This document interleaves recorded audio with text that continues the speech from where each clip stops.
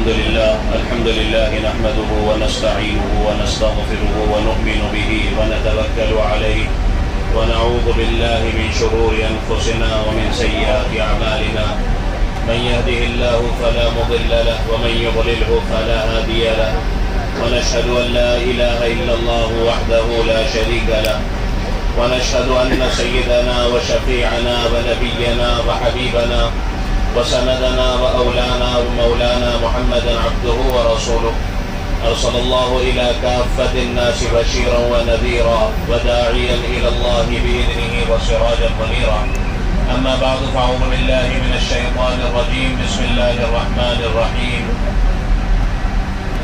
فسبح بحمد ربك واستغفر إنه كان توابا صدق الله مولانا العظيم. محترم حجاج کرام، ضیوف الرحمن، قابل احترام بھائیوں، بزرگوں اور دوستوں، اس وقت ہم الحمدللہ مینا کی اس مبارک وادی میں ایام حج کی تکمیل کے قریب ہیں. آج 12 ذو الحجہ ہے اور آج کا ایک ہی واجب ہمارے ذمہ باقی ہے کہ ہمیں تینوں جمرے کی رمی کرنی ہے، اور اس آج کے واجب کی ادائیگی کے بعد ہمارا مجمع اپنی مکہ کی ہوٹلوں کی طرف کوچ کرے گا. اس موقع پر ہمارا کیا کام ہونا چاہیے، اس وقت کا خاص عمل کیا ہے، ہماری ذمہ داری کیا ہے، اس کو مختصراً میں آپ کی خدمت میں عرض کروں گا. حضرت رسول کریم علیہ السلام نے اپنی امت کو اس بات کی ترغیب دی ہے کہ جب کسی عمل کو وہ مکمل کرنے لگے، کوئی نیکی کا کام مکمل ہو تو اسے چاہیے کہ وہ استغفار کرے. چنانچہ اللہ کے نبی علیہ السلام نے حضرت ابوبکر صدیق رضی اللہ تعالیٰ عنہ کو، جو اہل سنت والجماعت کے نزدیک انبیاء علیہ السلام کے بعد جن کا سب سے بڑا مقام و مرتبہ ہے، سرکار دو عالم صلی اللہ علیہ وسلم نے حضرت ابوبکر رضی اللہ تعالیٰ عنہ سے ارشاد فرمایا کہ ابوبکر، جب نماز کو مکمل کرنے لگو، التحیات پڑھ لو، مجھ پر درود پڑھ لو، تو پھر یوں کہو اللہم انی ظلمت نفسی ظلما کثیرا. اب آپ ذرا سا ترجمے پر غور کریں تو ترجمہ خلاصہ مفہوم کے طور پر یہ بنتا ہے کہ اللہ، میں نے اپنے نفس پر بڑا ظلم کیا، ظلم کثیر کیا، آپ کے علاوہ کوئی معاف کرنے والا نہیں. اللہ تبارک و تعالیٰ سے استغفار ہو رہا ہے. نماز کون سی ہے؟ کہ نماز صدیق اکبر رضی اللہ تعالیٰ عنہ کی نماز ہے، ابوبکر رضی اللہ تعالیٰ عنہ کی نماز ہے. حضرت ابوبکر صدیق رضی اللہ تعالیٰ عنہ کی نماز کس درجے کی ہوگی؟ لیکن حضرت رسول کریم علیہ السلام فرما رہے ہیں کہ ابوبکر کو اللہم انی ظلمت نفسی ظلما کثیرا. کیا مطلب ہوا کہ عمل کے اخیر میں استغفار یہ اس لیے سکھایا کہ اے اللہ، عمل کا جیسا حق تھا وہ مجھ سے ادا نہیں ہو سکا. اے اللہ، جیسے حج کرنا چاہیے تھا میں ویسے نہیں کر سکا. اے اللہ، جیسے، اور میرے بھائیوں ہم کیا حق ادا کریں گے؟ آقا علیہ السلام فرمایا کرتے تھے وما عبدناک حق عبادتک وما عرفناک حق معرفتک. اے اللہ، جیسے آپ کی عبادت کا حق تھا وہ مجھ سے ادا نہیں ہو سکا. یہ تو آپ علیہ السلام کی عاجزی تھی، ورنہ آپ تو عمل کی اس منتہا پر تھے کہ جس کا اندازہ نہیں لگایا جا سکتا. تو فرمایا عمل کے اخیر میں استغفار ہمیں سکھایا گیا، اور اس لیے سکھایا گیا کہ عمل کے اخیر میں جب بندہ استغفار کرتا ہے تو اس استغفار کی وجہ سے اس کے عمل میں جو کمی ہو جاتی ہے اللہ تبارک و تعالی اس کمی کو دور فرما دیتے ہیں اور اس کے عمل کو قبول فرما لیتے ہیں. یہ عمل کا استغفار صدیق اکبر رضی اللہ تعالیٰ عنہ کا اس لیے نہیں تھا کہ نماز خدا نہ خواستہ ایسی تھی جیسی ہماری نمازوں کا حال ہے کہ ساری نماز میں ہم دنیا کو سوچتے ہیں اور اللہ کے علاوہ ہر چیز کو سوچتے ہیں، بلکہ یہ اس لیے تھا کہ اللہ جیسے حق تھا وہ حق ادا نہیں ہوا. چنانچہ آپ دیکھیں صحابہ کرام رضی اللہ تعالیٰ عنہ کی رات کیسے گزرتی تھی. قرآن کریم نے اس کی عکاسی کی ہے. قرآن کریم صحابہ کی رات کو بتلاتا ہے کہ صحابہ کس طرح رات گزارتے تھے کہ محمد رسول اللہ والذین معه اشداء علی الکفار رحماء بینہم تراہم رکعا سجدا یبتغون فضلا من اللہ ورضوانا سیماہم فی وجوہہم من اثر السجود. اس میں صحابہ کی صفت یہ بیان کی ہے، بہت ساری صفات میں سے تراہم رکعا سجدا، کہ تو نے دیکھے گا لمبے رکوع اور لمبے سجدے کرتے ہوئے، کہ صحابہ کی رات رکوع اور سجود میں اللہ کے سامنے عبادت میں گزرتی تھی. پھر دوسری جگہ قرآن صحابہ کی صبح بیان کرتا ہے کہ ان کی صبح کیسے ہوتی تھی تو آپ اندازہ لگائیں کہ جن کی رات نمازوں میں گزرتی ہو، رکوع میں گزرتی ہو، سجود میں گزرتی ہو، تو ان کی صبح کیسے ہونی چاہیے. لیکن صحابہ کی صبح قرآن عجیب انداز میں کہہ رہا ہے مستغفرین بالاسحار، کہ صحابہ صبح اس طرح کرتے تھے کہ استغفار کر رہے ہوتے. آپ دیکھیں رات کتنی اچھی گزاری ہے، العیاذ باللہ ثم العیاذ باللہ گناہوں میں اور غفلت میں نہیں گزری ہے، لیکن اس کے باوجود صحابہ کی صبح اس طرح قرآن بیان کر رہے ہیں کہ وہ صبح اس حال میں کرتے تھے کہ استغفار کر رہے ہوتے تھے. یہ استغفار کیوں تھا؟ حالانکہ رات عبادت میں گزری ہے. اے اللہ جیسے رات گزارنے کا آپ کے سامنے حق تھا وہ ہم سے ادا ہو. تو میں عرض یہ کرنا چاہ رہا ہوں کہ عمل کے اخیر یہ بہت زیادہ اہم بھی ہوتا ہے، اور اس کا بڑا عمل یہ ہے کہ اپنے حج کے آخری وقت میں خوب استغفار کیا جائے. اس لیے کہ بعض مرتبہ آدمی کی زبان سے ایسے جملے نکلتے ہیں کہ وہ آدمی کو محروم کر دیتے ہیں. میں نے تو اس سفر میں خوب تجربہ کیا کہ جب آدمی اس سفر میں بیزاری کا اظہار کرتا ہے، اللہ ہم سب کی حفاظت فرمائے، بعض جملے اتنے خطرناک ہوتے ہیں کہ اللہ میں تو کانپ جاتا ہوں جب کسی کی زبان سے کسی ساتھی نے کسی حاجی نے کہہ دیا اگر مجھے پہلے پتا ہوتا اتنا چلنا پڑتا ہے اور اتنی تکلیف ہوتی ہے تو میں حج نہیں کہ انا للہ و انا الیہ راجعون. انا للہ کیا کہہ رہے ہو؟ ابھی رمضان المبارک میں اس سال ہمارے ساتھ ایک حاجی مدینہ منورہ پہنچے تو وہ آ کر ہمارا 12-13 دن کا قیام تھا مدینہ منورہ میں. حج میں تو 8-9 دن کا قیام ہوتا ہے. عمرے پر رمضان میں عام طور پر 20 دن یہاں گزار کر حاجی آخری 10-12 دن مدینہ منورہ میں گزارتا ہے، پورے مہینے کے لیے آتا ہے. اور جو 20 روز کے لیے آتے ہیں 22 روز کے لیے وہ بھی 10 روز مکہ مکرمہ میں اور آخری عشرہ مدینہ منورہ میں. تو ہم مدینہ منورہ میں پہنچے تو ایسی وہ بات کرتے کرتے کہنے لگا یار ادھر 10-12 دن بہت زیادہ ہے، تو 2-4 دن بہت کافی ہے، اتنا کیا یہاں ٹھہرنا ہے. اب میری تو روح کانپ گئی، کیا ہو رہا ہے، کیا کہہ رہا ہے. نہیں آئندہ تو اتنا نہیں رکوں گا، انا للہ و انا الیہ راجعون. اور آپ مینا کی وادی میں آپ کو کہہ رہا ہوں کہ ایک دن گزرا اور وہ دوسرے دن اسامہ کے پاس آیا اور کہنے لگا کل سے میری طبیعت اس قدر خراب ہے کہ مجھ سے بالکل رہا نہیں جاتا، آپ پلیز نئی ٹکٹ کل کی ایشو کرو، جو پیسے ہیں لو، مجھے کل جانا. اور اس کی ٹکٹ ہوئی اسی دن کی. اور وہ اللہ کا بندہ جو عید مدینہ منورہ میں کر عید کے 2 دن کے بعد بمبئی پہنچنے والا تھا، وہ 22 اور 23 روزے کو بمبئی پہنچ گیا.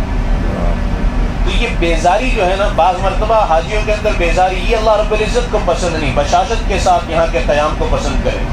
خوش قسمت ہے کہ ہم کو یہاں کا قیام. حج کے بعد بعض مرتبہ طبیعتیں اچاٹ ہوتی ہیں کہ اچھا ابھی ہم کو اتنا اور رہنا ہے، ابھی ہم جائیں گے 4 محرم کو مکہ مکرمہ میں، ابھی تو 14 ذوالحجہ بھی نہیں ہوئی، ابھی 20-22 دن اور رہیں گے مکہ مکرمہ میں. ارے حاجیوں یہ تو تمہارے لیے خوش قسمتی کی بات تھی کہ تمہیں مکہ مکرمہ میں قیام کا موقع مل رہا ہے، ورنہ شارٹ پیکیجز والے ہیں جو آئے تھے حج سے پہلے، حج کے بعد فوراً مدینہ منورہ اور واپسی ہو جائے گی. تم سعادت مند ہو، خوش قسمت ہو کہ رب کریم نے تمہیں مزید حج کے بعد یہ سعادت عطا فرمائی کہ مکہ المکرمہ کا قیام تمہیں نصیب فرمایا، جہاں کے فضائل میں انشاءاللہ منتقل ہونے کے بعد مستقل میرا ایک بیان ہے، میں انشاءاللہ اس کو عرض کروں گا کہ مکہ المکرمہ کون سا شہر ہے، کس قدر فضائل ہیں، یہاں رہنے والا کس قدر خوش قسمت اور سعادت مند. تو بہرحال میرے بھائیوں میں عرض یہ کر رہا تھا کہ ایک تو یہ کسی عمل کے اختتام کا وقت، اور عمل کیا ہونا چاہیے؟ عمل تو یہ ہونا چاہیے کہ اللہ رب العزت کی طرف متوجہ ہو کر ہم خوب استغفار کریں کہ اللہ زبان سے کوئی غلط جملہ نکل گیا ہو، اللہ ہمارے عمل سے کوئی ایسی بیزارگی کا اظہار ہو گیا ہو تو رب کریم محروم نہ فرمائیے. میں اکثر کہا کرتا ہوں کہ یہاں کی حاضری بڑی نازک ہے. اس حاضری میں آئندہ کی حاضری کے لیے لوگ سلیکٹ کیے جاتے ہیں. جیسے ہم دیکھتے ہیں نا دنیا میں میچ میں ایک نارمل راؤنڈ ہوتا ہے، اس میں سے سیمی فائنل کے لیے پلیئر سلیکٹ کیے جاتے ہیں، پھر سیمی فائنل سے فائنل کے لیے، اور اس طرح آگے آدمی نیشنل سے انٹرنیشنل کی طرف بڑھتا ہے. ایسے کسی بھی حاضری میں بیت اللہ کی، چاہے وہ عمرے کی حاضری ہو یا حج کی حاضری ہو، یہ حاضری اس کی آئندہ کی حاضری کا پیش خیمہ ہوتی ہے کہ اسی حاضری پر یہ آئندہ کی حاضری کے لیے سلیکٹ کیا جاتا ہے. اس لیے بہت زیادہ ہم لوگ ایک مرتبہ اسی طرح مینا میں تھے اور 13 ذوالحجہ کی رمی کے لیے ہم رکے ہوئے تھے، 6 دن کی ایکسٹرا کی رمی کے لیے. تو پتہ چلا کہ یہیں بالکل قریب کے خیمے میں ہندوستان اور ہمارے پڑوس کے 2 ممالک جو ہیں، یہ تینوں ملک کے اکابر علماء پڑوس کے خیمے میں موجود ہیں. وہاں جمعہ کا خطبہ بھی ہوگا، نماز بھی ہوگی. تو میں نے کہا چلیں بزرگوں کے ساتھ، سارے بڑے علماء تینوں کنٹری کے ممالک کے. تو میں نے کہا سب سے ملاقات زیارت کا شرف بھی حاصل ہوگا. ہم گئے، جمعہ وہاں ادا کی. پھر ہمارے ہندوستان کے ایک بہت موقر، ایک بہت مشہور عالم دین جن کو پوری دنیا جانتی ہے اپنے پیغام، اس سال کے حج میں بھی موجود ہیں۔ مولانا سے میرا تعارف بھی ہے، میں نے مولانا سے ملاقات کی، مولانا نے بہت دعائیں دی، پوچھا حج کیسا رہا، کیا حال ہے، گھر میں سب کیسے ہیں۔ بہت دیر کی بات کے بعد میں نے کہا کہ حضرت مولانا کچھ نصیحت کر دیں، تو مولانا خاموش ہو گئے۔ اصل میں ہمارے یہاں آج ایک فیشن چل پڑا ہے کہ کچھ نصیحت کر دو، کرنا ورنہ کچھ ہوتا نہیں ہے، بس نصیحت کر دو۔ تو میں نے مولانا سے دوبارہ کہا کہ مولانا میں یعنی کوئی فارمیلٹی کے لیے آپ سے درخواست نہیں کر رہا ہوں نصیحت، مینا کا میدان ہے، آج حج کا چھٹا دن ہے، آپ کوئی بات فرما دیں، آپ میرے بڑے بھی ہیں، کوئی بات ایسی ہو کہ میں اس کو ذرا پلے باندھ لوں، گانٹھ مار لوں اس کو اپنی زندگی کا۔ تو حضرت گردن جھکائے رہے اور پھر نظر اٹھا کر ایک جملہ مجھے ارشاد فرمایا کہ بیٹا ایک بات ہمیشہ خیال رکھنا کہ اللہ تبارک و تعالیٰ کے یہاں اعتبار عمل کے اختتام کا ہوتا ہے۔ یعنی میں آسان کر کر حضرت کے جملے کو سمجھاؤں کہ فرمایا اللہ رب العزت کی طرف سے جو فیصلے ہوتے ہیں وہ عمل کے اخیر پر ہوتے ہیں۔ مولانا یہ کہنا چاہتے تھے کہ بیٹا آج حج کا آخری دن ہے اس سال کا، اور سارے فیصلے آج کے اس آخری عمل پر ہوں گے، اپنے آخری وقت کو سوار لو، بنا لو۔ ہونا تو یہ چاہیے تھا کہ تم سارے وقت کو بناتے اور سوارتے، لیکن اگر غفلت ہو گئی تو کم سے کم حج کا آخری جو حصہ ہے اسی کو بنا لو، سوار لو، اس لیے کہ فیصلے عمل کے اختتام پر ہوتے ہیں۔ ایک آدمی زندگی بہت اچھی گزارا لیکن اللہ نہ کرے اس کی زندگی کا آخر بگڑ گیا، زندگی ایمان والوں کے حق صف میں رہا اور دنیا سے جاتے جاتے کفر پر اس کی موت ہو گئی، تو زندگی کی ساری نمازیں، ساری عبادتیں، ساری ریاضتیں سب ختم، سارا زندگی کا ایمان ختم، اختتام کفر پر ہو گیا۔ اللہ تبارک و تعالی ہم سب کی حفاظت کرے۔ اسی لیے بڑے بڑے اولیاء اللہ والے وہ جس بات سے ڈرتے ہیں اللہ موت پر کیا ہوگا، اختتام خاتمے پر کیا ہوگا، ہم لوگ تو بے فکر ہیں، لیکن جو اللہ کے نیک بندے ہوتے ہیں وہ فکر کرتے ہیں اللہ آخری وقت میں کیا ہوگا، کیونکہ شیطان زندگی میں تو بہت مختصر قوت لگاتا ہے، زندگی کے آخر میں اپنی ساری قوت صرف کرتا ہے، اور اس وقت موت کی تکلیف ایسی ہوتی ہے کہ بس اللہ ہم سب کی حفاظت کرے۔ اور ایک آدمی زندگی بھر کفر پر رہا لیکن زندگی کے آخر میں اسے ایمان نصیب ہو گیا اور وہ کلمہ لا الہ الا اللہ کے ساتھ چلا گیا، تو اس کے بارے نیارے ہو گئے، زندگی بھر کا سارا کفر ختم۔ کہ حضرت رسول کریم علیہ الصلوۃ والسلام عمرو بن عاص رضی اللہ تعالیٰ عنہ حاضر ہوئے، کہا بیعان یا رسول اللہ صلی اللہ علیہ وسلم، ہاتھ دست مبارک آگے بڑھائیے، میں ایمان قبول کرنا چاہتا ہوں، بیعت کرنا چاہتا ہوں۔ آپ علیہ الصلوۃ والسلام نے اپنا دست مبارک آگے بڑھایا تو عمرو بن عاص رضی اللہ عنہ نے اپنے ہاتھ کو پیچھے کھینچ لیا۔ آپ نے فرمایا یہ کیا ہے؟ فرمایا یا رسول اللہ پہلے ایک بات، ایک کمٹمنٹ کرنا چاہتا ہوں کہ میری زندگی بہت گناہوں میں غفلت میں گزری ہے، میری پچھلی زندگی ساری معاف ہو جائے۔ تو آپ علیہ الصلوۃ والسلام نے فرمایا کہ بالکل تین باتیں انسان کی پچھلی زندگی کے سارے گناہوں کو معاف کر دیتی ہے۔ ایک، جب کفر کے بعد بندہ اسلام کی طرف آتا ہے تو اس کا اسلام میں داخل ہونا پچھلی ساری کفر کی زندگی کے گناہوں کو معاف کر دے گا۔ اسی طرح فرمایا کہ حج پچھلی زندگی کے سارے گناہوں کو معاف کر دیتا ہے۔ یہ تو میں طواف زیارت کر رہا تھا تو اللہ کی توفیق سے اس بات کو سوچ رہا تھا کہ فرشتہ میرے مونڈے پر ہاتھ رکھ کر کہہ رہا ہوگا کہ خلیل پچھلی زندگی کے سارے گناہ معاف، اب ٹھیک ٹھیک چلنا، اب یہاں وہاں نہ ہونا، پچھلی زندگی کے تیرے۔ اس لیے کہ سرکار عالم امام الانبیاء محمد رسول اللہ صلی اللہ علیہ وسلم کی حدیث مبارکہ ہے کہ جب حاجی طواف زیارت کرتا ہے تو فرشتہ اس کے مونڈے پر ہاتھ رکھ کر کہتا ہے کہ فلاں بن فلاں تیری پچھلی زندگی کے سارے گناہ معاف کر دیے گئے، اب تو ایسا ہے جیسے تیری ماں نے تجھے ابھی جنم دیا ہو، اب زندگی ٹھیک ٹھاک گزارنا، اب ان گناہوں کی طرف مت جانا جن گناہوں کی طرف سے تو حج سے پہلے، اب تیری آنکھوں سے تو نے عرفات دیکھ لیا، تیری آنکھوں سے تو نے بیت اللہ کو دیکھ لیا، اب ان نگاہوں کو گندا نہ کرنا، اب تنہائی میں سیل فون کی اسکرین پر اور راستے پر چلتے ہوئے نگاہیں یہاں وہاں نہ اٹھے، اب یہ نگاہیں پاکیزہ رہیں، اب نماز قضا نہ ہو، اب کسی کی حق تلفی نہ ہو، اب کسی کی دل شکنی نہ ہو، اب سود کی طرف اور اب بے حیائی کی طرف اور تمام گناہوں کی طرف اور رضائی کی طرف تیرا جانا نہ ہو، اب تو حاجی ہو چکا۔ تو یہ کہ فرمایا اسلام پچھلی ساری زندگی کو، اسی لیے آپ علیہ الصلوۃ والسلام ایک غزوے میں ہیں اور ایک بدو دیہاتی حاضر ہوئے اور آپ علیہ الصلوۃ والسلام کے دست مبارک پر ایمان قبول کیا، اور ابھی آپ کے دست مبارک پر ایمان قبول کیا تھا اور ابھی آپ سے گفتگو فرمائی رہے تھے کہ اونٹ بکا، اور وہ اونٹ سے گرے اور گر کر شہید ہو گئے، انتقال ہو گیا۔ تو آپ علیہ الصلوۃ والسلام کی زبان مبارک سے برجستہ یہ الفاظ نکلے کہ عمل کثیرا واجر کبیرا، عمل کثیرا واجر، اس آدمی نے عمل بہت مختصر کیا، کوئی نماز بھی نہیں پڑھی کہ نماز کا وقت داخل ہی نہیں ہوا کہ نماز فرض ہوتی، کوئی رمضان کا مہینہ ہی نہیں ملا کہ روزے رکھتے، موسم حج ہی نہیں آیا کہ وہ حج ادا کرتے، کوئی عمل ہی نہیں کیا، عمل بہت مختصر کیا کیا کہ کلمہ لا الہ الا اللہ محمد رسول اللہ کی دل سے گواہی دی، اور آپ کو گواہ بنا کر آپ کے دست مبارک پر ایمان قبول کیا، اور دنیا سے رخصت ہو کر اجر کبیرہ بہت بڑا اجر اللہ تعالیٰ کی طرف سے لے گئے کہ پچھلی زندگی پر فارمیٹ، ساری پچھلی زندگی کے گناہ معاف اور اکاؤنٹ نیل بالکل، اور اللہ کے سامنے حاضر ہو گئے۔ تو میرے بھائیو، یہ عمل کا اخیر جو ہوتا ہے نا، ایک آدمی نماز بہت توجہ سے اخلاص سے اللہ کو دکھانے کے لیے آخر میں تحیات میں اس کے کوئی ریاکاری آ گئی، یا اتحیات میں کوئی ایسی چیز ہو گئی کہ جو مفسدات نماز میں سے ہے کہ نماز فاسد ہو گئی، تو پہلی رکعت بہتر، دوسری بہتر، تیسری چوتھی، لیکن نماز کے اخیر میں گڑبڑ ہو گئی، سارا نماز ضائع ہو گئی۔ اس لیے فرمایا مولانا نے جمینا کے اس میدان میں مجھے نصیحت فرمائی کہ بیٹا عمل کا اخیر، اسی لیے آپ دیکھیں کہ آپ علیہ الصلوۃ والسلام مدینہ شریف میں مسجد نبوی پہ گزر رہے ہیں، دیکھیں ایک بدوی نماز میں اللہ سے مناجات کر رہے ہیں، اللہ کی تعریف کر رہے ہیں۔ آج حاجیوں ہماری بدقسمتی ہے کہ مینا، عرفات اور مزدلفہ میں بھی ہماری زبانوں سے اللہ کی بڑائی کے جملے نہیں آتے، وہی دنیا دنیا، یہاں وہاں وہاں یہاں۔ اللہ کی بڑائی اللہ رب العزت کو بہت زیادہ پسند ہے۔ وہ بدوی صحابی نماز میں ایسی اللہ کی تعریف کر رہے تھے، یا من لا تراہ العیون ولا تخالطہ الظنون ولا یصفہ الواصفون ولا یخشى الدوائر ويعلم مثاقيل البحار وعدد قطر الامطار وعدد ورق الاشجار وعدد ما اظلم عليه الليل واشرق عليه النهار یا من لا تواری سماء سماء ولا ارض ارضا ولا بحر ما في قعره ولا جبل ما في بعره۔ آپ علیہ السلام کے قدم رک گئے، اور قدم مبارک رک کر آپ غور سے ان اللہ کی تعریف کے جملوں کو سننے لگے، اور ایک صحابی کو بلایا اور فرمایا نماز مکمل کر لے تو انہیں ہمارے پاس لے آؤ۔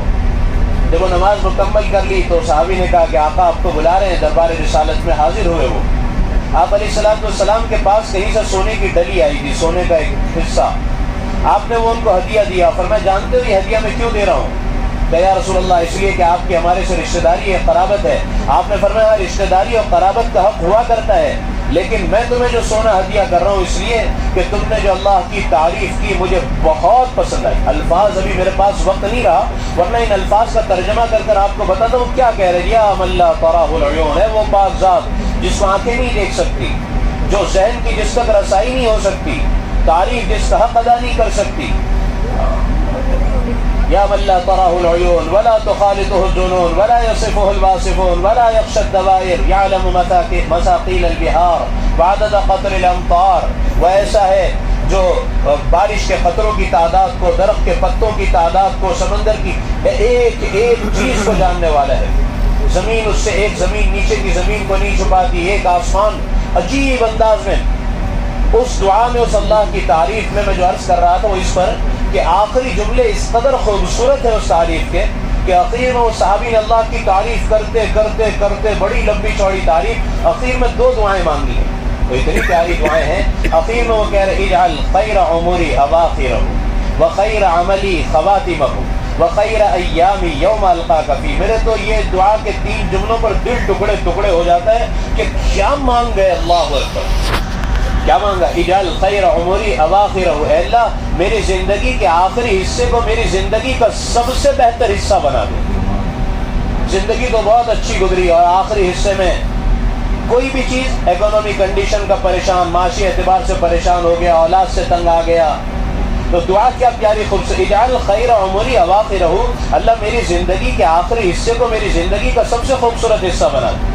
وخیر عملی خواتمہ، اور میری زندگی کا آخری عمل سب سے زیادہ خوبصورت عمل ہو، سب سے زیادہ بہتر عمل۔ وخیر ایامی یوم القاک، اے اللہ میری زندگی کا سب سے بہتر دن وہ ہو جس دن میں آپ سے ملاقات کر رہا ہوں۔ اللہ اکبر، زندگی کا آخری حصہ، زندگی کا آخری حصہ۔ تو میں جو بات عرض کرنا چاہ رہا تھا، میری ساری بات کا خلاصہ جس کے ارد گرد میری بات گردش کرتی رہی، وہ یہ کہ یہ ہمارے حج کے ایام جو تھے، ایام حج، اس کا آخری حصہ ہے۔ اس میں بجائے یہاں وہاں کی باتوں میں اور یہاں وہاں کے چکروں میں، دیکھو ایک بات بالکل ذہن میں رکھنا، حج کا کر لینا اور چیز ہے، اور حج کا محفوظ رکھنا یہ اور چیز ہے۔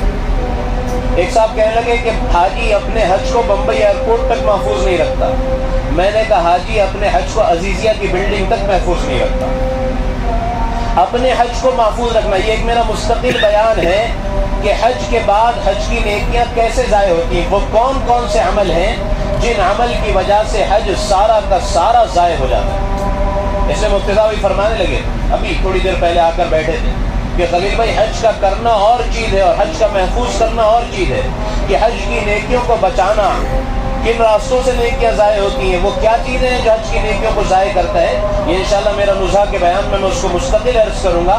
اس وقت آپ سے یہ عرض ہے کہ اللہ کے لیے یہاں وہاں کی باتوں میں وقت ضائع کرنے کے بجائے فیصلے عمل کے اخیر پر ہوتے ہیں، اور گویا ہم اس وقت اللہ رب العزت کے دربار سے، دربار خاص سے رخصت ہو رہے ہیں۔ تو یہ اصول ہے کہ میزبان جب اپنے مہمانوں کو رخصت کیا کرتا ہے تو تحفے تحائف دے کر رخصت کیا کرتا ہے۔ اس وقت اللہ رب العزت سے مانگے، اے اللہ مینا سے واپس ہو رہے ہیں، اے اللہ آپ اپنے اس خاص دربار سے واپس ہوتے ہوئے اپنے نیک بندوں کو، صالحین کو جو کچھ عطا فرماتے ہیں، اللہ ہم گنہگاروں کو بھی وہ مرحمت فرما دیجیے۔ آپ کے دربار سے اللہ کوئی خالی چلا جائے یہ آپ کی شان کے خلاف ہے، آج تک آپ کے دربار سے کوئی خالی نہیں گیا۔ یہ تو ایسا دروازہ ہے، آپ کا وہ بڑا دربار ہے کہ ہمارے، میں تو کیا اللہ، میرے ماں باپ، میرے دادا دادی، آبا و اجداد اس دروازے کے فقیر رہے ہیں، ہم تو آپ کے دروازے کے پیارے اللہ نسلی فقیر ہیں، اور نسلی فقیروں کی تو دنیا والے بھی رعایت کرتے ہیں۔ اے اللہ ہم کمزور ہیں، بس یہ تھوڑا سا پیر درد، تھوڑا سا ریشز، تھوڑا سا چلنا، یہی ہے جو آپ کے دربار میں پیش کر رہے ہیں، ورنہ پیارے اللہ دنیا کے لیے ہم پتہ نہیں کتنا چلے، کسی کے انتظار میں کتنا انتظار کیا دنیا کے لیے، کہاں کہاں بیٹھے رہے، کہاں کہاں چلتے رہے۔ پیارے اللہ آپ کے حج، آپ کی ملاقات کا یہ سفر تھا، حج کا تھا، بس یہ جو چیزیں اللہ یہ آپ کے دربار میں چھوٹی سی پیش ہے ہمارے پاس۔ اللہ وہ حج تو نہیں ہے کہ جو تیرے پاس صحابہ نے پیش کیا اور تیرے اولیاء اور اتقیاء نے پیش کیا، ہم نے تو ان کی نقل اتاری ہے اللہ، حقیقت تو نہیں ہے۔ بس وہ مینا نقل میں آئے اور عرفات جا کر ان کی نقل کی، اور مزدلفہ پہنچ کر ان کی نقل کی، اور یہاں آ کر رمی جمار کر کر، قربانی کر کر، حلق کر کر ان کی نقل اتاری ہے۔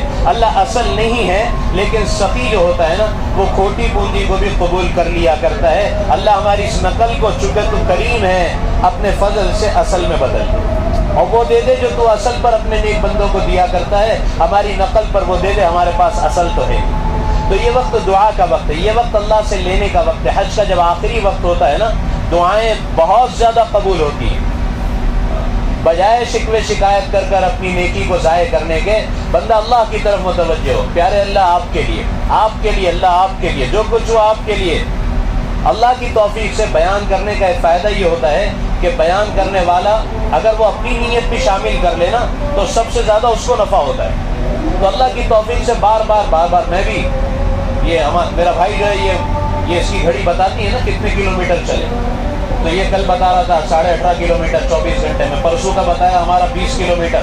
جب کلومیٹر دیکھا اور جب چلا، بار اللہ کی توفیق سے میں نے کہا رضینا رب، راضی ہوں، بالکل راضی ہوں اللہ، ذرا بھی بیزاری نہیں۔ خدا نہ خاصہ دل کے کسی کونے میں بھی اگر بیزاری آ گئی، یار بہت، اللہ کہیں گے اچھا ٹھیک ہے بھائی، اگلے سال سے رہو وہیں، آئندہ کے لیے ہمارے پاس ہمارے بڑے بندے۔ آپ یہ تو ہم کو پتہ نہیں چل رہا نا، آپ کسی کو بمبئی میں کہیں کہ حج کرے گا، جائے گا اس سال حج پر، ارے بولے بھائی کہاں میرے پاس مال، کہاں گنجائش، نہیں ٹھیک ہے وہ پیسوں کا تو چھوڑ دے ٹینشن، لیکن تجھے چلنا پڑے گا ایک دن میں 50 کلومیٹر۔ ارے وہ بولے گا بھائی 100 کلومیٹر بھی چلنے تیار ہوں، حج کرنا ہے مجھے حج۔ لیکن اللہ کی توفیق سے اللہ نے آسان کر دیا، مس مینجمنٹ ہے، اس کی کوئی انکار نہیں ہے۔ اب اس کا کیا حل ہے؟ اب یہاں کے جو منتظمین ہیں وہ اپنے اعتبار سے ٹریفک کے اصول سوچتے ہیں، وہ ان کے ذہنوں میں بہت ساری چیزیں ہیں جو ہماری سمجھ میں نہیں آتی، لیکن اتنا تو ہم سوچ سکتے ہیں کہ شاید ہم جہاں تک یہی سوچیں گے ان کے متعلق یہ حسن گمان کہ وہ حاجیوں کی سہولت سوچ کر رہے ہیں۔ البتہ یہ الگ بات ہے کہ وہ جس طرح سے سہولت پہنچانے کی کوشش کر رہے ہیں تو اس اعتبار سے سہولت کے بجائے حاجیوں کو تھوڑی سی دشواری ہو رہی ہے راستے بند کرنے کی وجہ سے۔ لیکن ان کے ایک پروگرام ہوتے ہیں، ایک پلاننگ ہوتے ہیں، انہوں نے ریاض میں ایک انسٹیٹیوٹ قائم کیا ہے۔ حج سے 2 مہینہ پہلے سے وہ منتظمین کو، ٹرینرز کو، شرطا کو، سارے لوگوں کو وہ ترتیب دیتے ہیں، اور پوری ایک ترتیب ہوتی ہے کیسے راستے روکنے ہیں، کیسے بند کرنے ہیں، اور ان کے تجربات ہیں۔ ان کا ایسا ہے کہ بھائی حاجی تیز چلتا ہے جب مزدلفہ سے مینا کی طرف، تو بڑے حادثے جو ہے وہ اسی رات میں ہوتے تھے کہ بھائی وہ چلنے میں اسپیڈ میں، اور پھر وہ بھگدڑ ہو گئی، اسٹمپیڈ ہو گئی۔ تو انہوں نے کہا کہ بھائی گاڑیوں کو تو ہم لوگ اسپیڈ بریکر کے ذریعے سلو کرتے ہیں، تو پبلک کو کیسے کرنا؟ تو انہوں نے پبلک کا اسپیڈ بریکر بنایا کہ جہاں سے رش آ رہا ہو تو یہ شرطا جو رہتے ہیں پولیس اس طرح سے پوری چین بنا کر پورے رش میں بیچ روڈ میں ایسے گول یوں بنا کر کھڑے ہو جاتے ہیں اور پبلک کو یہاں سے اور یہاں سے چھوڑتے ہیں. اب وہ اس کی وجہ سے رش اور بڑھ جاتا ہے کہ پبلک جو آسانی سے موو ہونا چاہیے وہ سلو ہو جاتی ہے، کیونکہ وہ چلتے چلتے اب وہ یہاں سے موو ہو رہی ہے، یہاں سے موو ہو رہی ہے. اب ان کا یہ کہنا ہے کہ ہم کسی طرح اسپیڈ کو توڑنا چاہتے ہیں کہ یہ تیز نہ چلے، کوئی حادثہ نہ ہو. لیکن اب ہم یہ کہتے ہیں کہ بھائی ویسے ہی آلریڈی حاجی کہاں اسپیڈ ہے اس کی، وہ اتنے مجمع میں کہاں بھاگے گا. تو وہ ہر اعتبار سے اس کو سوچتے ہیں. تو ایسی چیزیں کہ جس میں انسان بے بس ہو، اس کو اللہ رب العزت کی طرف چھوڑ کر اپنے حج کی حفاظت کی کوشش کرنا چاہیے. بہرحال میری ساری باتوں کا خلاصہ پھر سے 1 منٹ میں عرض کروں کہ یہ وقت شکر گزاری کا ہے، یہ وقت اللہ کی طرف متوجہ ہونے کا ہے، یہ وقت کثرت کے ساتھ استغفار کرنے کا ہے، یہ وقت دعا کی قبولیت کا ہے. اس وقت آپ اللہ رب العزت سے جو مانگو گے، آپ اللہ کے دربار سے واپس ہو رہے ہو، مینا سے واپس ہو رہے ہو، آپ کی دعائیں قبول ہیں. 14 مقامات جہاں پر دعا قبول ہوتی ہے. میرا مستقل ایک بیان ہے، میں اس کو تفصیل سے عرض کروں گا کہ مکہ مکرمہ میں وہ کون سی جگہ ہے جہاں دعا قبول ہوتی ہے. اس میں علماء نے بطور خاص 2 جگہ یہاں سے متعلق آپ کو بتا دوں، باقی تو میں بتاؤں گا 14 جگہ جہاں دعا قبول ہوتی ہے. ایک لکھا ہے کہ مینا میں، کہ پورے مینا میں آپ جہاں دعائیں مانگے کثرت کے ساتھ اس میدان میں دعا قبول ہوتی ہے. لیکن دعا تو قبول ہوتی ہے، ایک چیز مینا کے متعلق اور بہت زیادہ ہم نے علماء سے سنی ہے کہ یہاں حاجی کا امتحان بھی بہت زیادہ ہوتا ہے. اور یہاں تک بھی لکھا ہے کہ مینا کا شیطان جھگڑا کرانے میں بڑا مشہور ہے.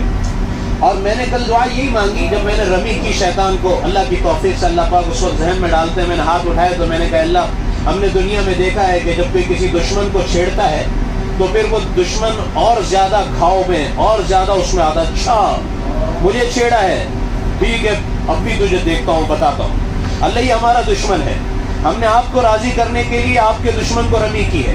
اب یہ ہمارے گھاؤ گھات میں ہے کہ اچھا ہم کو چھیڑا ہے. بعض لوگ کہنے لگتے ہیں کہ اب شیطان کو حاجی یہاں چھیڑتا ہے، شیطان بولتا ہے گھبراؤ مت، بمبئی ایئرپورٹ میں ملوں گا. ارے میں نے کہا بھائی کہاں اتنی لمبی لمبی بات کر رہے ہو دور کی، وہ مینا کے خیمے میں ہی مل لیتا ہے آ کر. وہ کون سا بمبئی ایئرپورٹ، وہ کون سا جدہ ایئرپورٹ، وہ کہاں، وہ یہیں آتا ہے. اس لیے اللہ نے اسی لیے تو ہمیں کہا کہ تم مانگو پناہ، اعوذ باللہ من الشیطان الرجیم. اللہ ہم آپ کی پناہ میں آتے ہیں. اللہ یہ 2 کتے ہیں جو ہمارے پیچھے لگے ہوئے، ہمارا نفس یہ شیطان سے زیادہ خطرناک ہے. جو ابلیس لعین شیطان اس کو کہاں بنا تھا جب کہا گیا سجدہ کرو، تو ابلیس کو کس نے بہکایا؟ کون شیطان تھا؟ کہ اس کا نفس تھا، کہ اس نے کہا میں کیوں کروں کہ میں افضل ہوں، آدم تو مٹی سے ہے اور میں تو آگ سے ہوں، اور آگ اوپر کی طرف اور مٹی نیچے کی طرف. تو یہ نفس بڑا خطرناک ہے. اس کو ہم نے ایسا پال پوس کر بڑا کیا ہے نا کہ یہ اپنے خلاف کسی چیز کو قبول نہیں کرتا، کہ نہیں سوال ہی نہیں. جو کال نفس دیتا ہے ہم بالکل فرسٹ کال ریسیو کرتے ہیں، لبیک لبیک حاضر ہوں. بس نفس نے کہا یہ، بس اس کو ہم کیسے دل سے آنے والی نفس کی ہر بات کو، جب تک نفس کو نہیں کچلے گا اور نفس کے کال کو یہ ریجیکٹ نہیں کرے گا، جب تک یہ اللہ فرمایا کہ جنت کتنی مشکل ہے، کہ کچھ نہیں، ایک پیر نفس پر دوسرا پیر جنت، بہت آسان. تو میں نے اللہ سے کہا اللہ میں نے اس کو چھیڑا ہے اور دشمن ہے، اللہ آپ ہی میری اب اس کے شر سے حفاظت فرمائیے. یہ بہت بہکائے گا کہ اچھا تم نے مجھ کو چھیڑا ہے. تو میرے بھائیوں یہ مینا کے دعا کی قبولیت کی جگہ ہے، لیکن یہاں کا امتحان بھی بڑا مینا کا سخت ہم نے دیکھا. اور یہاں کا شیطان ہم نے بہت تجربہ، میں میری بات نہیں علماء سے سنا کہ یہاں کا شیطان بڑا مشہور ہے لڑانے میں، کہ مینا ہی میں عرفات میں ہی ہم نے دیکھا نا. ہمارا گروپ تو چونکہ ماشاءاللہ تربیت یافتہ ہے تو بہت صبر شکر کے ساتھ اللہ آپ حضرات کو جزائے خیر دے، بڑا اچھا آپ حضرات چلے. لیکن وہ دوسرا گروپ جو عرفات کے میدان میں آپ نے دیکھا، بس بالکل موقوف عرفات کا وقت ہے اور آپس میں ایک دوسرے سے بس ہاتھا پائی ہونا ہی باقی تھی. عرفات میں ہی میں نے تو بعض مرتبہ دیکھا کہ سورج غروب ہوا عرفات کا، سارے گناہ معاف ہوئے اور 10 منٹ کے بعد حاجی اتنی غلیظ اور گندی گالیاں اور ہاتھوں سے، ابھی سورج غروب ہوا ہے، ابھی پچھلا فارمیٹ ہوا ہے اور پہلے منٹ میں پہلے گھنٹے میں ہی پھر کالا کالا سیاہ سیاہ. اللہ ہم سب کی چوکنا رہنے کی ضرورت ہے. اس لیے یہ تو میں عرض کر رہا تھا کہ یہ 2 جگہ قبولیت کی، ایک مینا ہے جہاں دعا کثرت کے ساتھ، اور ایک فرمایا یہ چھوٹا شیطان اور بڑا بیچ والا شیطان. ان دونوں جمروں کی رمی کے بعد دعا بہت زیادہ قبول ہوتی ہے. حضرت رسول کریم علیہ الصلوۃ والسلام سے لمبی طویل دعا منقول ہے کہ آپ نے جمرہ اولا کو پہلے چھوٹے شیطان کو کنکری ماری، قبلہ رخ ہو کر آپ نے طویل دعا فرمائی، پھر بیچ والے کو کنکری ماری، پھر قبلہ رخ ہو کر بڑی طویل دعا، پھر بڑے شیطان کو کنکری ماری اور پھر آپ نے دعا نہیں فرمائی. تو یہ بھی دعا کے قبول ہونے کے 2 بڑے مواقع علماء نے لکھے ہیں کہ یہاں بھی دعا قبول ہوتی. تو بہرحال میرے بھائیوں اللہ سے اللہ کا شکر بھی ادا کریں کہ اللہ تبارک و تعالی نے ہمارے ایام حج کو مکمل کیا الحمدللہ. اور بعض مرتبہ مینجمنٹ کا مسئلہ ہوتا ہے، بعض مرتبہ یعنی ہمارا ہر سال کا حج کا یہ تجربہ ہے کہ ہر سال کے حج کے دنوں میں کوئی نہ کوئی الگ الگ شکل کے ذریعے حاجی کی امتحان اور آزمائش تو ضرور ہوتی ہے. اب اس مرتبہ یہ پہلا حج تھا جو انہوں نے ٹویٹ کیا یہاں کی وزارت صحت نے ابھی کل رات میں، کہ یہ پہلا حج تھا جو 47-48 ڈگری سیلسیس میں ادا کیا گیا. آج سے پہلے 20 سال میں اتنی گرمی میں کوئی حج ادا نہیں کیا. ان کی آفیشیل رپورٹ کے مطابق پچھلے 24 گھنٹے میں 6,500 حاجی وہ ہیں جو ان کی ڈسپینسری اور کلینک میں بے ہوش ہو کر پہنچے سن اسٹروک کی وجہ سے. جو لوگ ان کی کلینک تک نہیں پہنچ پائے اور جو اپنے خیموں میں رہے اور جنہیں الیکٹرول پہنایا پلایا گیا، ہمارے جیسے نور عالم بھائی، یہ وہ 6,500 میں نہیں، یہ تو وہ ان کا آفیشیل ڈیٹا. ورنہ تو کتنے ہزار حاجی ہیں. یہ پہلا سال ایسا ہے کہ جو سن اسٹروک کی وجہ سے اور گرمی کی وجہ سے اور دھوپ کی شدت کی وجہ سے. تو موسم کی گرمی، یہ تمازت، یہ اس سال کی یعنی اصل میں شروع کے جو ہمارے حج ہیں وہ تو الحمدللہ بہت اچھے موسم میں ٹھنڈی میں ملی. یہ پچھلے 4-5 سال سے ابھی ہے، چونکہ اسلام یہ ایک ایسا مذہب ہے نا، یہ فطری دین ہے. اللہ تعالیٰ انسان کو ہر چیز سے انسان کی ایسی تربیت کرنا چاہتے ہیں کہ یہ اپنے آپ کو ایسا فلیکسیبل کرے کہ یہ ہر حال سے گزرنے کے لیے تیار ہو. اس لیے آپ دیکھیں اسلامی مہینے نا جو گھومتے رہتے ہیں، ایسا ہوتا ہے کہ بھائی انگریزی مہینے کے اندر دسمبر میں رمضان آئے گا تو ہمارے وارے نیارے ہو جاتے، بھائی ہر سال ٹھنڈی میں ہی رمضان ہے، ٹینشن ہی نہیں. لیکن اللہ نے رمضان کو گھمایا، 12 سال گرمی میں آئے گا، پھر 12 سال ٹھنڈی میں آئے گا، پھر 12 سال بارش میں آئے گا، کہ ہر موسم سے تم گزرو زندگی میں، کہ گرمی کے سخت روزے بھی ملیں، ٹھنڈی کے بھی تمہیں روزے ملیں، بارش کے بھی روزے.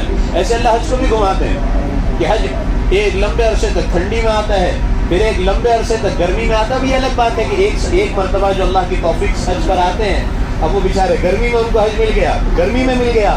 اب ظاہری بات ہے کہ جنہوں نے ٹھنڈی میں حج کیا تھا اور جنہوں نے گرمی میں کیا، ان کا اجر اور نیکی میں بہت زمین آسمان کا فرق ہے. حدیث ہے، میں نہیں کہتا، آپ علیہ السلام نے عائشہ رضی اللہ عنہ سے فرمایا کہ عائشہ تیرے حج کا ثواب تیری مشقت کے بقدر ہے. اور میں بار بار کہتا رہا کہ حج تو نام ہی مشقت کا ہے، حج نام ہی چلنے کا ہے. حج نام ہی اگر یہ نہیں ہوتا تو کیوں ہمیں سکھایا جاتا کہ ہر عمل میں اللہ سے آسانی مانگو؟ کیوں ہم کو نماز میں نہیں کہا گیا کہ 4 رکعت ظہر کی فرض پڑھتا ہوں، اللہ میرے لیے آسان فرما، اللہ اکبر؟ وہ کیوں آسانی نہیں منگوائی؟ کہ نماز بھی اللہ کی آسانی کے بغیر نہیں ہوگی ہر جگہ. لیکن حج میں ہمیں سکھایا بار بار آسانی آسانی آسانی. یہ لفظ یہ بتا رہا ہے کہ مشقت ہے، دشوار. ہندوستان کے بہت مشہور عالم ہیں، انہوں نے انتقال ہو کر زمانہ ہو گیا، حضرت فرماتے ہیں کہ پہلے 35 سال پہلے انہوں نے حج کیا، پھر 35 سال کے بعد حج پر آئے. تو انہوں نے حج کے بعد ان کا یہ ایک ججمنٹ تھا اور ایک کیا کہتے ہیں اسٹیٹمنٹ تھا کہ فرمایا میں پہلے کہا کرتا تھا حج جوانوں کی عبادت ہے، اب کہتا ہوں حج پہلوانوں کی عبادت ہے. تو یہ مطلب یہ ساری چیزیں حاجی یہ سے ریلیٹڈ ہے حج سے متعلق. تو بہرحال یہ میں کہتا ہوں کہ بعض مرتبہ اللہ پاک کبھی موسم کے ذریعے آزماتے ہیں کہ موسم کو تیز کر دیا. کچھ سالوں میں تو ایسا کہ الحمدللہ ہم نے کئی سال ایسے دیکھے کہ عرفات اور مینا میں بارش ہونی ہی ہونی ہے. بعض مرتبہ موسم ایسا تیز ہوتا تھا کہ گرمی یا اللہ کیسا ہوگا، ایسا تو نہیں ہوتا تھا اتنا 47-48 تک تو نہیں پہنچتے تھے، لیکن پھر بھی گرم ہوتا تھا چند سالوں پہلے. لیکن مینا آتے تھے موسم بدل جاتا تھا، پہلے دن تیز ہوائیں، بادل ابر. اور پچھلے کئی سالوں میں ایسا ہوا کہ ایسی بارش کہ اللہ اکبر. مینا میں بارش تو 3-4 سال پہلے عرفات میں اتنی بارش. اور اس کو یہ لوگ یہاں کے بعض لوگ اس کو بڑا اچھا نیک شگل کرتے ہیں کہ حج کے ایام میں بارش ہو. تو بہرحال یہ میری اپنی بدعمالی اور میری کہ شاید میں نہ ہوتا تو اللہ رب العزت کی طرف سے رحمتوں کی بارش ہو جاتی، لیکن مجھ سے آکار و گنہگار کی وجہ سے. تو بہرحال اللہ رب العزت الگ الگ چلی، کبھی موسم کی گرمی ہو جاتی ہے تو کبھی کچھ ہو جاتا ہے، تو کبھی کچھ ہو جاتا ہے، کبھی کچھ. تو یہ اور ایسے ایک ہمارے دوست وہ عجیب بات میں پہلے کہتا تھا کہاں سے لے کر آئے، وہ کہتے ہیں کہ بھائی یہ اللہ رب العزت کا نظام ہے. کبھی اللہ حج کو مجموعی طور پر بہت آسان کرتے ہیں اور کبھی اللہ رب العزت مجموعی طور پر حج کو بہت مشکل کرتے ہیں. بہت سال وہ یہاں مکہ میں رہے تو انہوں نے مجھ سے کہا کہ میرا تجربہ ہے، 1 سال حج آسان ہوتا ہے، 1 سال حج مشکل ہوتا ہے. تو میں نے کہا کہ یہ تو بس ایسی. لیکن پھر جب دیکھنے لگا نا تو میں ابھی سوچ رہا تھا کہ پچھلے سال کا حج بہت زیادہ اور یہ حج تھوڑا سا مجموعی طور پر جو ساری جگہوں سے یعنی اے کیٹیگری کے معلم سے لے کر ڈی کیٹیگری کے معلم تک، 1 نمبر معلم سے لے کر یہاں تک کے بہت سارے جگہوں سے مس مینجمنٹ کی خبریں ہیں. بمبئی کے معروف و مشہور ٹور والوں نے فون کیا، عرفات میں خیمہ ہی نہیں ملا، ہمارے حاجی باہر بیٹھے رہے گئے، بڑا معروف، بڑے لمبے پیکیجز. یعنی یہ ایک آدھ جگہ نہیں، مجموعی طور پر تو میں نے یہ بات سوچی کہ نہیں، وہ جو یہاں رہے ہیں 35 سال تک، ان کا تجربہ صحیح ہے کہ یہ اللہ کی طرف سے ایک نظام ہے. وہ جب سونے سے میل کو دور کرنا ہوتا ہے نا تو کیا کرتے ہیں، اس کو آگ میں پگھلا کر ایک دم پیور. تو یہ تھوڑا سا ہمارے جو تھے نا ذرا زیادہ گناہ، یا میں آپ کو کیا کہوں، آپ تو سب نیک صالح ہیں، تھوڑا سا اس کو گھس پیس کر اللہ نے ایک دم اس وقت 24 کیرٹ کر دیا ہے. اب مال ایک دم 24 کیرٹ سونا ہو گیا. ذرا میرے کپڑے زیادہ میلے تھے تو زیادہ برش لگا، ذرا زیادہ گھسائی ہوئی، چونکہ پورے سال میں اتنے جمع ہو گئے تھے کہ تھوڑی رگڑائی ہوئی کہ تھوڑا رگڑو، جو رہ گیا ان کو پورا طرح تو ہو گئے صاف ستھرے اب الحمدللہ. تو میرے بھائیوں، بس یہ اس سفر کا یہ آخری وقت ہے. اللہ انشاءاللہ پھر موقع دے گا، پھر اس مینا کی وادی میں جمع ہوں گے. اللہ اس ہمارے مینا میں جمع ہونے کو ہمارا آخری جمع ہونا نہ بنائے. اللہ بار بار اس مبارک وادی میں ایک مرتبہ دل سے کہ اللہ راضی ہے، اللہ کوئی شکایت نہیں ہے آپ سے. مولا ہم آپ کے بندے ہیں، آپ ہمارے قادر و مطلق اللہ ہیں. اللہ آپ ہم کو اس سے زیادہ ہمیں تکلیفیں ہوتی، اذیت ہوتی، اور آپ کی طرف سے مغفرت مل جاتی تو یہ بڑا سستا سودا تھا. رب کریم یہ تو معمولی صعوبتیں ہیں، ان صعوبتوں اور مشکلوں کے بعد اگر آپ نے مغفرت کا تمغہ دے دیا اور اگر آپ نے یہ کہہ دیا کہ جاؤ میں تم سے راضی ہو گیا، تو یہ تو بڑا سستا سودا ہے میرے مولا. اس لیے اللہ سے کہ اللہ آپ راضی ہیں، کوئی شکایت نہیں، ہم خوش ہیں پیارے اللہ، بس آپ راضی ہو جائیے اور خوش ہو جائیے اور ہمیں آئندہ محروم نہ فرمائیے. ہمیں اس گھر کے لیے میں تو دعا کرتا ہوں اپنی دعاؤں میں کہ اللہ میں تو اس گھر کا ایسا عاشق ہوں کہ میں تو اپنی دعاؤں میں کہتا ہوں اللہ میں صرف اپنے لیے نہیں، اپنی قیامت تک کے آنے والی نسلوں کے لیے چاہتا ہوں کہ یہاں کا دروازہ آپ کھول دیجیے. پہلی مرتبہ جب سن 2000 میں حاضری ہوئی ملتزم پر، میں نے دعا مانگی اللہ میں ہر سال میں ایک مرتبہ حاضر ہونا چاہتا ہوں. پھر اس دعا کے بعد اتنا پشیمان ہوا کہ میں نے کیا غلط دعا مانگ لی. سال میں ایک مرتبہ کیسے دل کی پیاس بجھے گی؟ اللہ وہ تو پہلا سفر تھا، میں نے غلط مانگ لیا. اللہ اب تو میں چاہتا ہوں کہ ہر مہینے اللہ آپ کے لیے کیا مشکل ہے. یہ تو چارجر ہے، چارجر پاور بینک ہے. حرم محترم کی حاضری، یہاں سے جب میں جاتا ہوں نا تو اللہ کی توفیق سے کئی مہینوں تک ایسا لگتا ہے کہ بیٹری چارج ہے. نمازوں میں، فجر میں، اللہ کے دین کی محنتوں میں ایک چارج. یہ تو وہ ہے کہ جہاں آدمی یہاں جتنا آئے گا، اللہ نے حضرت ابراہیم علیہ السلام نے دعا فرمائی اللہ اسے دلوں کا میگنیٹ بنا دے. پھر قرآن الفاظ کو نقل کرتا ہے سیدنا ابراہیم علیہ السلام کے وجعل افئدۃ من الناس، اللہ لوگوں کے دلوں کو یہ کھینچے اپنی طرف. آپ دیکھیں دنیا کی کوئی اچھی سے اچھی جگہ 2 بار جائیں 4 بار جائیں دل بھر جاتا ہے، لیکن یہاں آپ 10 نہیں سینکڑوں بار آ جائیں، یہاں آنے کے بعد دل ہی نہیں. جتنا زیادہ آئیں اتنا زیادہ آنے کا دل چاہتا ہے. اے اللہ اور اللہ کا گھر ہمارا محتاج نہیں. یہ مینا کی وادی، عرفات کی وادی ہماری تمہاری محتاج نہیں. ہم اس وادی کے محتاج ہیں، ہم اس گھر کے محتاج ہیں. اللہ کا گھر تو آباد ہے، اب تو یہ 1 کروڑ تک لے جانا چاہ رہے ہیں. اور پہلے لوگ پوچھا کرتے تھے عمرے کے لیے قریب میں کون سا مہینہ ذرا سا رش کم ملے. میں نے کہا کوئی مہینہ اب نہیں رہا، سال کے 12 مہینے رش ہے. سال کے 12 مہینے. میرا پہلے معمول تھا میں رمضان میں تھوڑا تاخیر سے آتا تھا اور عید کے بعد 12-15 دن کم از کم 20 دن رکتا تھا، اور اس کا وجہ یہ تھی کہ عید کے بعد رش کم ہو جاتا تھا بالکل خالی. ایسے موقع ملے اللہ کے فضل سے شوال کے مہینے میں کہ میں میری اہلیہ کو لے کر بین الرکنین، رکن یمانی اور حجر اسود کے درمیان بیت اللہ سے ٹیک لگا کر کئی دیر بیٹھا ہوں. میری اہلیہ نے حتیم میں صلاۃ التسبیح کی نماز پڑھی. میری وائف نے کئی مرتبہ حجر اسود کا بوسہ دیا، کئی مرتبہ ملتزم پر وہ چمٹی ہے. ایسے موقع شوال عید ہوتی تھی تو حاجی کا پھر دل نہیں لگتا عید کے بعد، وہ بھاگتا اور بالکل خالی. اور میں نے کہا بھائی ہم تو چاہتے ہی تھے خالی. تو میں تو پوچھتا تھا ٹور والے سے بھائی زیادہ سے زیادہ کتنا رہ سکتے ہیں. یہ تو اب ایسا ہوا کہ شوال اور ذوالقعدہ تک عمرہ کے ویزا، اس زمانے میں ایسا نہیں تھا. اس زمانے میں 14, 15, 16 شوال سے زیادہ حاجی نہیں رہ سکتا.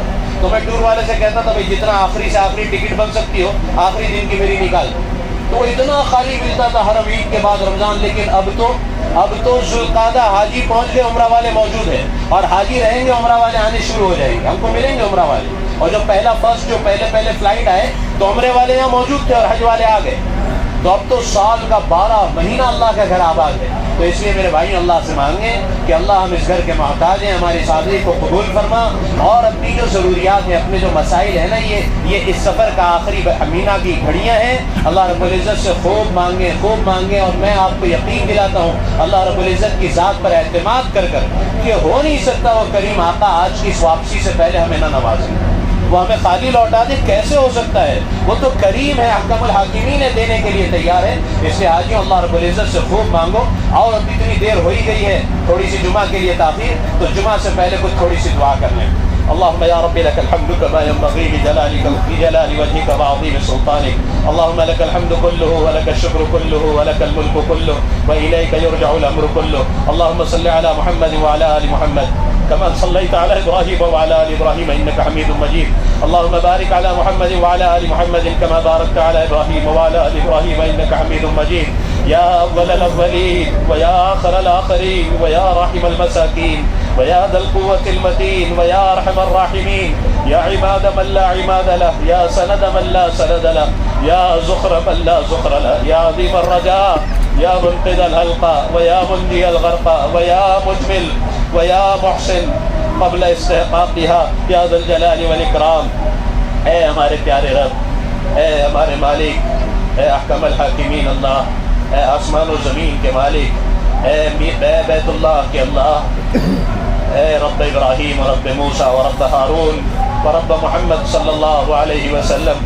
پیارے اللہ، آپ کے بلانے پر ہم آئے تھے، آپ کے دربار میں جمع تھے. ہم نے یہاں 5 دن گزارے ہیں. اے اللہ، ایام حج کی تکمیل ہے. آج ہم اپنی ہوٹلوں کی طرف روانہ ہوں گے. پیارے اللہ، آپ کے سامنے ہم اپنے ہاتھوں کا پیالہ بنا کر آپ سے معافی کی بھیک مانگتے ہیں. ہمارا حج ایسا نہ ہو سکا جیسے کرنا چاہیے تھا. اب عرفات و مینا و مزدلفہ میں ایسا وقت نہ گزار سکے جیسے گزارنا چاہیے تھا.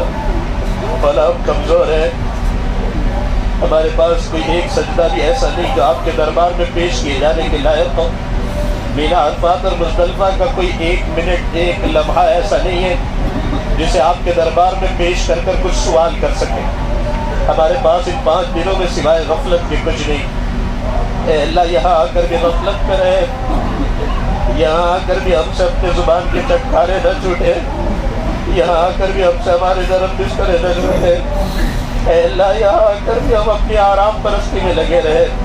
اے ہمارے مالک، اے اللہ، ہم اپنی اس 5 دن کی غلطیوں پر خصوصاً تائب اور شرمندہ ہے. آپ نے عرفات میں ہمیں معاف کر دیا تھا. کل کا 1 دن گزرا اور آج کا دوسرا دن ہے. اے اللہ، پھر اعمال کے صحیفے پر نظر ڈالتے ہیں تو وہ اعمال کا صحیفہ جو بالکل سفید سفید صاف صاف ہو گیا تھا، وہ ہمیں پھر کالا کالا سیاہ سیاہ نظر آنے لگا. 2 دن میں پتہ نہیں پھر کتنے گناہ ہم سے ہو گئے، کتنی غلطیاں ہم سے ہو گئی. پیارے اللہ، معاف کر دیجیے نا، معاف کر دیجیے، معاف کر دیجیے، معاف کر دیجیے. اللہ معاف کر دے، معاف کر دیجیے. اللہ معاف کر دیجیے. ہم نامے تو لے جانے کے لائق نہیں ہیں، ہم آزمائش کے لائق نہیں ہیں. آپ کے کمزور بندے ہیں، آپ سے معافی کی بھیک مانگتے ہیں.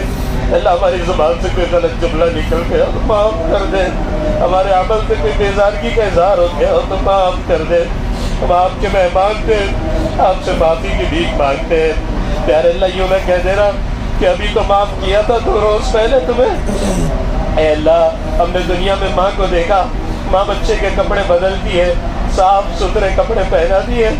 تھوڑی دیر میں بچہ کپڑے گندے کر لیتا ہے، کالے کالے میلے میلے کر لیتا ہے. ماں کی نظر جب بچے پر پڑتی ہے تو اول وہ ناراض تو ضرور ہوتی ہے. کوئی کام نہیں، بس تیرے کپڑے بدلتے رہو، کوئی کام نہیں، پھر سے تجھے نہلاؤں، بس یہی کام بچا ہے. کتنے جلدی کپڑے گندے میلے کرتا ہے. لیکن پھر ماں کی ممتا جوش میں آتی ہے، اٹھاتی ہے اسے، اتارتی ہے کپڑے، اسے غسل دیتی ہے. تھوڑی دیر پہلے اس بچے کا یہ حال تھا کہ اسے دیکھ کر لوگ ناک پر رومال رکھ کر گزر رہے تھے، بدبو آ رہی ہے. تو بچے گھما نہلا کر نئے کپڑے پہناتی ہے، کاجل کا ٹیکا لگاتی ہے. اب اس بچے کو ہر ایک سینے سے لگانے کے لیے اٹھانے لگتا ہے. مولا، آپ نے 2 روز پہلے معاف کیا تھا.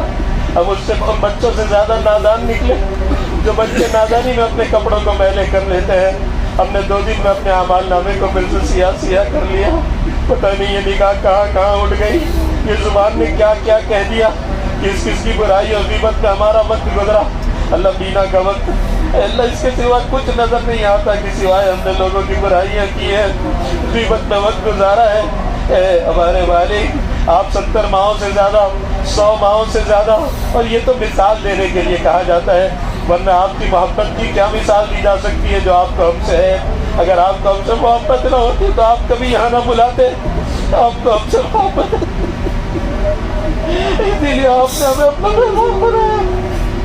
اے اللہ اگر جب مہمان بنائے جانے کے لائق نہ تھے، اے اللہ دل کی گہرائیوں سے معافی مانگتا ہوں، مجھ سے بہت غفلت ہوئی ہے، مجھ سے بہت غلطیاں ہوئی ہیں، معاف کر دیجیے اللہ، معاف کر دیجیے اللہ، کر دیجیے اللہ۔ اب تو آپ کے دربار سے اٹھ کر جا رہے ہیں میرے مولا، کوئی بادشاہ کے دربار سے کوئی خالی چلا جائے یہ بادشاہ کی شان کے خلاف ہے، آپ کے دربار سے کوئی خالی چلا جائے اللہ یہ تو ہو ہی نہیں سکتا، آپ کی شان کے خلاف ہے۔ اللہ ہماری جھولیوں کو بھر دیجیے، ہماری مرادوں کو پورا کر دیجیے، ہم نے آپ سے جو جو دعائیں مانگی ہیں سن لیجیے۔ اے اللہ آپ اپنے مہمانوں کی سنتے ہیں نا پیار اللہ، آپ سے بہتر میزبان کون ہوگا؟ آپ ہمارے میزبان تھے میرے مولا، اور میزبان کے سامنے کوئی مہمان انتظام کی شکایت کرے اس میزبان کے دل پر کیا گزرتی ہے؟ رب کریم جو غلطی ہوئی معاف فرما دیجیے، ہمارے اس حج کو حج مبرور بنا دیجیے، حج مقبول بنا دیجیے۔ اللہ ہمارا حج تو اس قابل نہیں کہ قبولیت کے لائق ہو، لیکن اے اللہ اس مرتبہ تو ایک لشکر جرار تھا، مینا اپنی ساری وسعتوں کے باوجود تنگ ہو چکا تھا، مزدلفہ اپنی ساری وسعتوں کے بعد تنگ ہو چکا تھا، عرفات کا وسیع عریض میدان اپنی ساری وسعتوں کے باوجود اپنی تنگ دامنی کی شکایت کر رہا تھا۔ اللہ آپ کے بندوں نے بھر دیا ہے حرم کو، آپ کے گھر میں تل دھرنے کی جگہ نہیں، مینا میں تل دھرنے کی جگہ نہیں۔ اللہ ان لاکھوں کے بندوں میں کوئی تو آپ کا نیک بندہ ہوگا جس کا حج آپ نے قبول کیا ہوگا۔ اللہ اپنے اس نیک بندے کی برکت سے ہمارے حج کو بھی قبول کر لیجیے نا، اللہ قبول کر لیجیے گا، اللہ خالی نہ لوٹائیے، اللہ محروم نہ فرمائیے۔ اللہ اس میں بہت سارے ایسے ہیں جنہوں نے اپنی ساری زندگی کی پونجی اور سرمایہ لگا کر اپنے والدین کو لے کر حج پر آئے ہیں، اب ان کے پاس کچھ نہیں بچا، وہ فکر میں ہے کہ جا کر کیا معاشی صورت بنائیں گے، کیسے کاروبار شروع کریں گے، اپنا سب کچھ لگا دیا۔ اللہ زندگی بھر کی پونجی کو لگا کر آپ کے بندے آپ کی طرف آ رہے۔ اے اللہ کتنے بچے ہیں جنہوں نے پائی جوڑ کر اپنے بوڑھے ماں باپ کو بھیجا ہے، اے اللہ اگر خالی چلے گئے تو ہم سے زیادہ محروم و بدقسمت کوئی نہیں ہوگا۔ اللہ ہمارے دامنوں کو بھر دیجیے، کہہ دیجیے قوموا مغفورا لکم، جاؤ مینا سے اس طرح اٹھو کہ ہم نے تمہیں معاف کر دیا، ہمارے والدین کی مغفرت فرما دیجیے، ہمارے بچوں ہمارے گھر والوں کی مغفرت فرما دیجیے، ہماری قیامت تک کے آنے والی نسلوں کی مغفرت فرما دیجیے۔ اللہ آپ سے اللہ کہہ رہا ہوں، اے اللہ اپنے اس گھر کے دروازے بند نہ کرنا، اگر آپ نے اپنے گھر کے دروازے بند کر دیے تو کہاں جائیں گے؟ یہی تو ایک دروازہ ہے جہاں آ کر ہم اپنے دل کے ٹکڑے سنایا کرتے ہیں۔ آپ کی عزت کی قسم، آپ کے جلال کی قسم، جب یہاں آ کر میں نے جو مانگا ہے مجھے ضرور ملا ہے، یہاں سے ہمیشہ میں دامن بھر کر گیا ہوں، مرادیں پوری کر گیا ہوں۔ اگر آپ نے کہا آئندہ نہیں تو چاہیے تو کہاں جائیں گے؟ پھر کس دروازے پر جائیں گے؟ کہاں جا کر مانگیں گے؟ اللہ محروم نہ کرنا، اللہ محروم نہ کرنا، اس دروازے کو ہم پر بند نہ کرنا۔ اللہ ہماری قیامت تک کی نسلوں کو سال میں کئی دفعہ کے لیے عافیت اور قبولیت اور عظمتوں کے ساتھ قبول فرما۔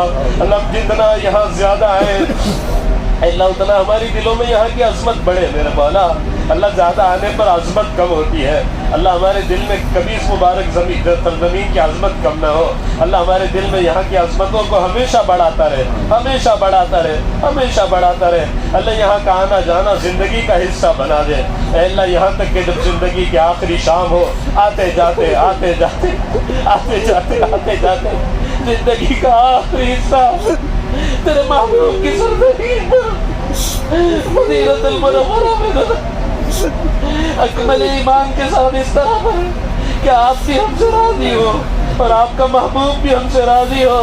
اے اللہ آخری سانس کلمہ لا الہ الا اللہ محمد رسول اللہ کے ساتھ اکمل ایمان کے ساتھ مدینہ المنورہ میں مقدر ہو، خاتمہ بالخیر نصیب ہو، اور محبوب کے قدموں تلے جنت البقیع میں ہمیشہ کے لیے سو جانا مقدر ہو جائے۔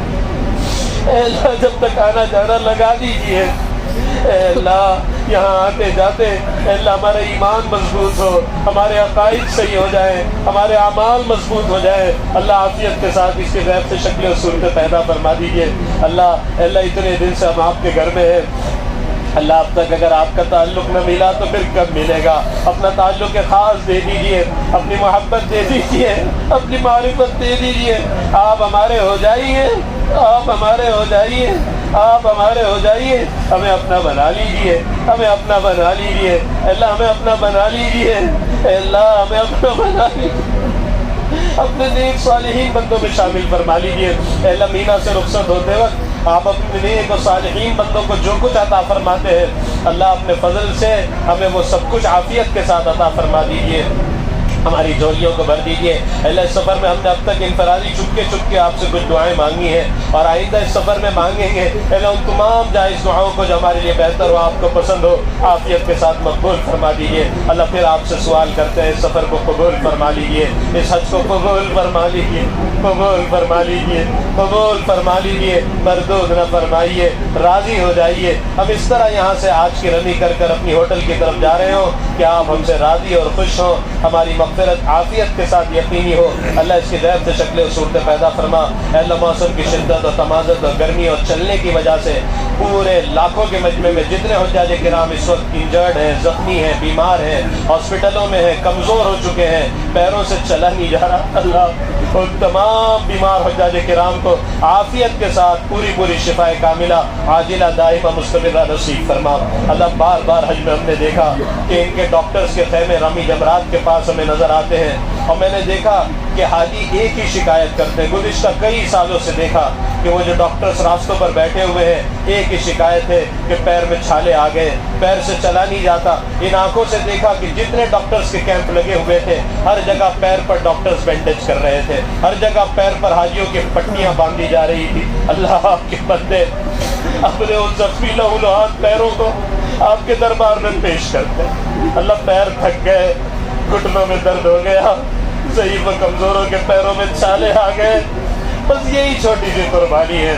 ہم اپنا خون تو نہ دے سکے، تیرے صحابہ نے تو تیرے دربار میں اپنا خون پیش کیا ہے، ہم اپنے دربار میں آپ اپنے پیروں کے چھالے پیش کرتے ہیں، اپنے پیروں کا درد پیش کرتے ہیں، اپنے گھٹنوں کا درد پیش کرتے ہیں اللہ۔ ہمارے ساتھ ایسے حاجی ہیں کہ جن کے پیر سوج گئے، پوری سوجن آ گئی ہے اللہ۔ بس یہی ہے، یہی چھوٹی موٹی قربانی ہے جو آپ کے دربار میں ہم پیش کر سکتے ہیں، بس ہماری ٹوٹی پھوٹی قربانیوں کو قبول فرما کر عالم اسلام کے لیے خیر و بھلائی کا فیصلہ فرما دے، ساری دنیا کے مسلمانوں کو عزت رفتہ نصیب فرما دے، ہمارے ملک پیارے پیارے دیش بھارت کو ترقیات سے مالا مال فرما، اور ہمارے ملک ہندوستان کے مسلمانوں کی ایمان اعمال کی جان مال عزت آبرو کی حفاظت فرما، ہمارے ملک میں مساجد و مدارس و مقابر و خانقاہوں کی دینی تیوں ٹھکانوں کی حفاظت فرما اے اللہ۔ مسلمانوں کے لیے اے اللہ ہمارے ملک میں حالات کو سازگار فرما اے اللہ، ہمارے لیے مکہ کے مزید قیام کو آسان فرما کر یہاں کے موسم کو حجاج کرام کے لیے سازگار فرما دے اے اللہ۔ جو مختصر سے لمحات بچے ہیں اس کو اور پورے سفر کو ہر قسم کے حادثات سے محفوظ فرما اے اللہ۔ جس طرح سے جس نے حاجیوں کی خدمت کی، ہمارے بعد حاجی اے اللہ وہ حاجی ہیں اے اللہ، طواف زیارت کر کر تھک تھکا کر مینا پہنچے تھے اور پتہ چلا کہ دو بوڑھے حاجی طواف زیارت نہیں کیے، خود تھکے ہوئے تھے، تھکے ہوئے ہونے کے باوجود صرف آپ کو راضی کرنے کے لیے، چونکہ وہ بوڑھے جو تھے وہ آپ کے مہمان تھے، انہوں نے ان کو لے کر گئے، طواف زیارت کرایا، واپس لائے۔ کسی نے اے اللہ حاجی ہیں، کھانے کے پیکٹ تقسیم کیے، کھانا جو آیا تھا اسے تقسیم کیا، خدمت کی اللہ۔ ان تمام ہمارے ساتھیوں کی خدمت کو اپنی بارگاہ میں شرف قبولیت عطا فرما اور اس کے بدلے میں دنیا آخرت کی خیر و بھلائی نصیب فرما۔ ہمارے دلوں کا آپس میں ایک دوسرے کے بارے میں صاف فرما، ایک دوسروں کی محبت ہمارے دل میں نصیب فرما اے اللہ۔ ہم سے جو کچھ جس اعتبار سے غلطیاں ہوئی اسے معاف فرما، کہنے سننے میں جو غلطیاں ہوئی اسے معاف فرما۔ آپ ہم سے راضی اور خوش ہو جائیے، ہماری دل کی تمام تمناؤں کو اپنے فضل سے پورا فرما دیجیے اے اللہ۔ بہت سارے بیماروں کا اب بھی فون آ رہا ہے اے اللہ، بہت سارے لوگوں نے کہا کہ الحمدللہ اب صحت نصیب ہو گئی اے اللہ۔ جو ہم سے دعاؤں کے متوقع ہیں، شفا کی دعا کے لیے کہا ہے، ان تمام بیماروں کو اپنے فضل سے صحت نصیب فرما۔ ربنا تقبل منا انك انت السميع العليم وتب علينا انك انت التواب الرحيم اللهم استجب دعاءنا وجهدنا عاجلا غير عاجل اللهم صل على محمد بن عبد الله القائم بحق الله ما ذاك امر الا فرجه الله يا رب لك الحمد لا احصي ثناء عليك انت كما اثنيت على نفسك آمين آمين آمين يا رب العالمين وصلى الله على النبي الكريم سبحان ربك رب العزة عما يصفون وسلام على المرسلين والحمد لله